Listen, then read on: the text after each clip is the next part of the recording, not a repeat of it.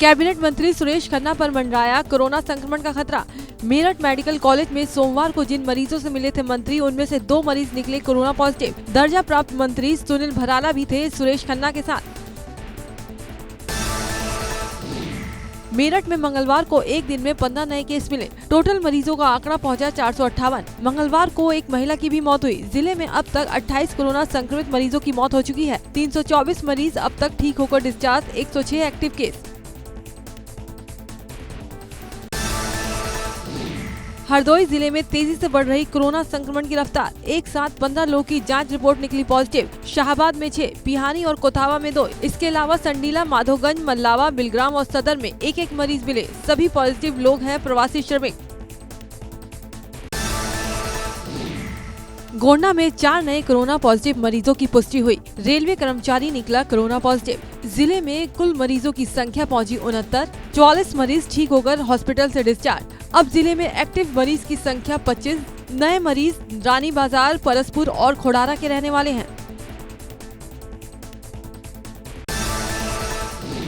UP में 24 घंटे में 369 नए कोरोना पॉजिटिव सामने आए। प्रदेश में अब तक 8,729 कोरोना मामले सामने आ चुके हैं। कुल मामलों में 2,404 प्रवासी मजदूर हैं। नोएडा में मंगलवार को 26 नए लोगों की रिपोर्ट पॉजिटिव आई। वहीं मेरठ में 14 नए पॉजिटिव मरीज निकले।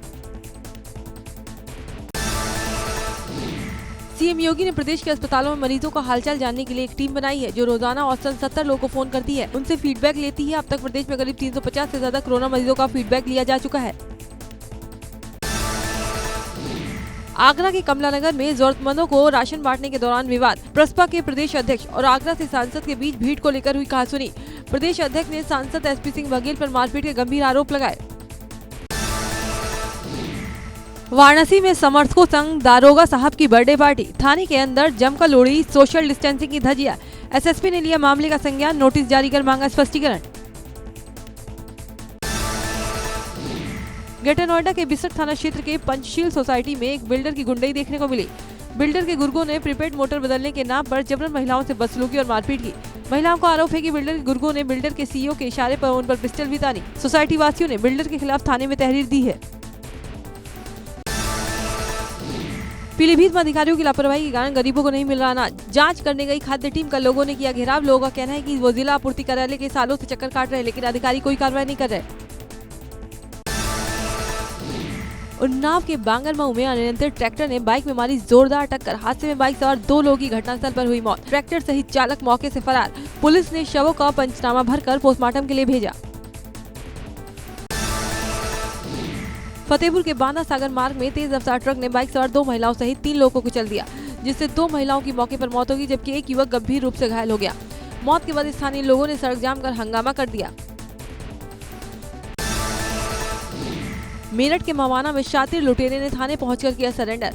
बदमाश के अंदर पुलिस का खौफ इस कदर कि वो अपने साथ वकील को भी ले गया, ताकि पुलिस एनकाउंटर न कर सके। बदमाश ने एसबीआई बैंक की कैश वैन को 2 साथियों के साथ लूटने की कोशिश की थी। यूपी में अनुसूचित जाति के लोगों की जमीनों को लेकर इलाहाबाद हाईकोर्ट का अहम फैसला। किसी अनुसूचित जाति के व्यक्ति की जमीन खरीदने से पहले अनुमति लेना जरूरी, भले ही जमीन खरीदने वाला अनुसूचित जाति का ही क्यों न हो। कोर्ट ने इक्विटी का लाभ देने से भी किया इनकार। केंद्रीय मंत्री स्मृति ईरानी ने विदेश मंत्री एस जयशंकर से अपने संसदीय क्षेत्र अमेठी के एक युवक का शव मंगाने के लिए चिट्ठी लिखी है। युवक का नाम अभयराज है, जिसकी अफ्रीका के तंजानिया में मलेरिया की वजह से मौत हो गई थी। अंतर्राष्ट्रीय उड़ानों पर पाबंदी की वजह से मृतक अभयराज का शव और उसकी पत्नी और बच्चे वहीं फंसे हुए हैं।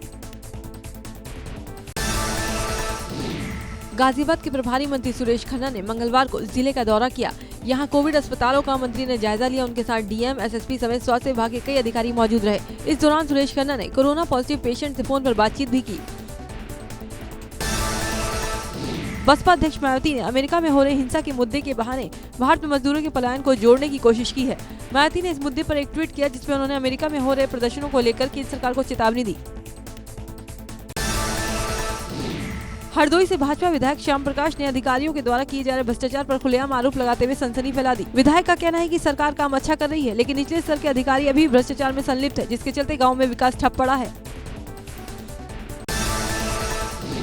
यूपी बोर्ड की परीक्षाओं का उत्तर पुस्तिकाओं का मूल्यांकन। उम्मीद की जा रही है कि परीक्षा परिणाम जून के आखिरी हफ्ता में घोषित हो जाएगा। पूरे प्रदेश में उत्तर पुस्तिकाओं के मूल्यांकन के लिए 281 मूल्यांकन केंद्र निर्धारित किए गए थे। कॉपियों का मूल्यांकन ग्रीन और रेड जोन में सोशल डिस्टेंसिंग के साथ हुआ था। रामनगर के अजीम नगर थाना क्षेत्र में पुलिस की बदमाशों से मुठभेड़। गौकशी की सूचना पर पहुंची थी पुलिस। एनकाउंटर में 2 बदमाश गोली लगने से जख्मी। 2 बदमाश पुलिस को चकमा देकर फरार। एक सिपाही को भी आई मामूली चोट। बदमाशों के कब्जे से 2 बैल और गौकशी के औजार बरामद। सहारनपुर के देवबंद इलाके में लूट की योजना बना रहे बदमाशों की पुलिस से आमने सामने मुठभेड़। दोनों ओर से हुई कई राउंड फायरिंग में एक बदमाश गोली लगने से घायल। दूसरा बदमाश जंगल के रास्ते भागने में कामयाब। पकड़े गए बदमाश के कब्जे से एक पिस्टल और कारतूस बरामद। झांसी के मौरानीपुर में बहन से छेड़छाड़ के शक में दोस्तों ने अपने जिगरी दोस्त को बेरहमी से मौत के घाट उतार दिया। रोनू हत्याकांड के 4 आरोपी पुलिस की गिरफ्त में हैं। हत्याकांड का खुलासा करते हुए पुलिस ने बताया कि शक के चलते रोनू की हत्या की गई थी।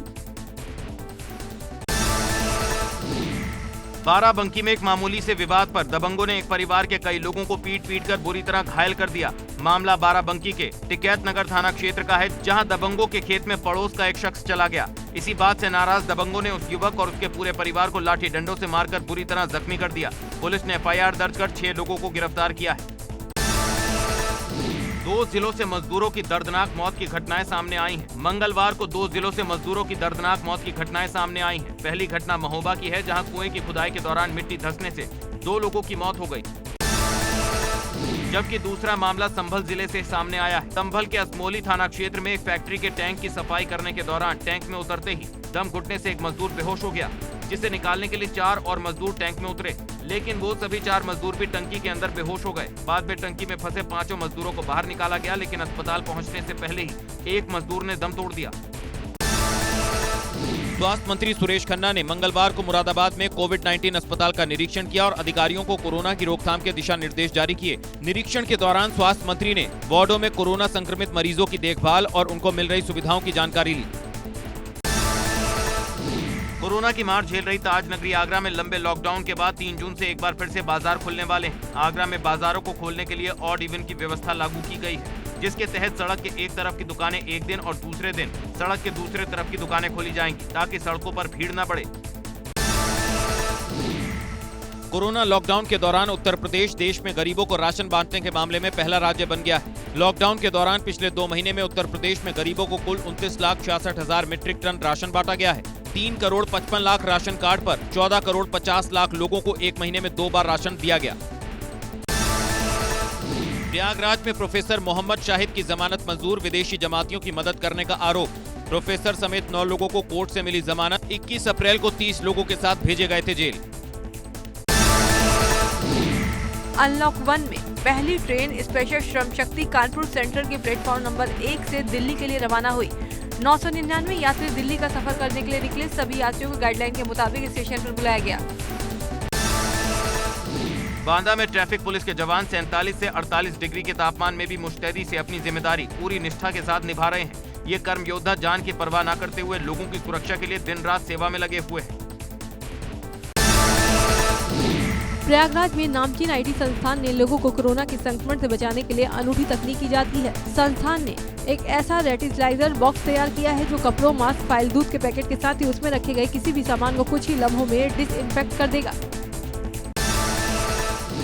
कानपुर में टेलरों ने एक अनोखी और अच्छी शुरुआत की है। टेलर कपड़े सिलवाने वाले लोगों को उनकी शर्ट के कपड़े का ही मास्क बनाकर दे रहे हैं, जिसको लोग काफी पसंद कर रहे हैं। मुरादाबाद के पुलिसकर्मियों और उनके परिवारों के लिए स्पेशल योगा कैंप का आयोजन किया गया। अनलॉक 1 की शुरुआत के साथ ही इस योगा कैंप की शुरुआत की गई, जो सुबह 6 बजे से 7:30 बजे तक चलेगा।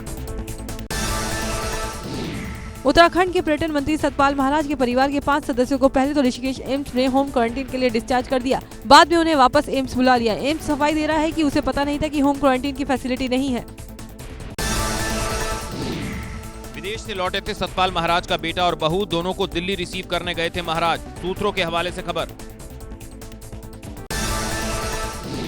रामनगर में लंबे समय से रोडवे स्टैंड बनाने की मांग उठ रही है। इसके लिए राज्यसभा सांसद अनिल बलूनी की तरफ से भी काफी कोशिश की गई थी। जल्द ही अब रामनगर में बस पोर्ट बनाने की तैयारी हो रही है। ऐसे में लोगों ने इसके लिए अनिल बलूनी का आभार जताया। 27 करोड़ की लागत से बस पोर्ट का निर्माण होगा। रुद्रप्रयाग के क्वारंटीन सेंटरों में लोगों को खाना तो दिया जा रहा है, मगर शिकायत इस बात की है कि दाल के नाम पर सिर्फ पीले रंग का पानी दिया जा रहा है, जिसमें दाल के दाने ढूंढने से भी नहीं मिल रहे हैं। क्वारंटीन सेंटरों में बद इंतजामी और खराब खाने को लेकर लोगों में सरकार के खिलाफ नाराजगी है। रुद्रप्रयाग के प्रभारी मंत्री धन सिंह रावत ने मीटिंग की। इस दौरान उन्होंने 22 स्वास्थ्य केंद्रों में उपकरण और मरम्मत के लिए न्यास निधि से 33 लाख रुपए देने की घोषणा की है। सोशल मीडिया पर धन सिंह रावत को लेकर चल रही अफवाहों पर मंत्री ने कहा कि ये विरोधियों की साजिश है।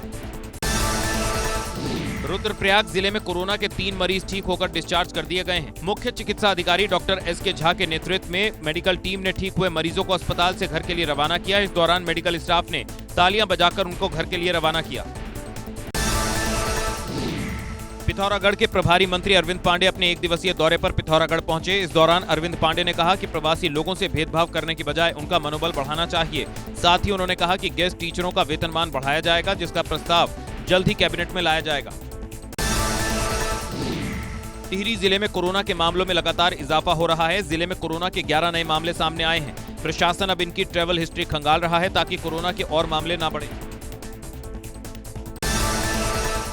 कोटद्वार में महिलाओं ने किया शराब के ठेके का विरोध। महिलाओं ने प्रदर्शन कर जताई नाराजगी। अल्मोड़ा में प्रधानमंत्री फसल बीमा योजना की हुई शुरुआत। किसानों को फसलों के नुकसान की होगी भरपाई। हरिद्वार में मारपीट मामले में 7 लोगों के खिलाफ मामला दर्ज। 2 पक्षों के बीच हुई थी मारपीट। एक पक्ष के लोगों को लगी थी गंभीर चोट।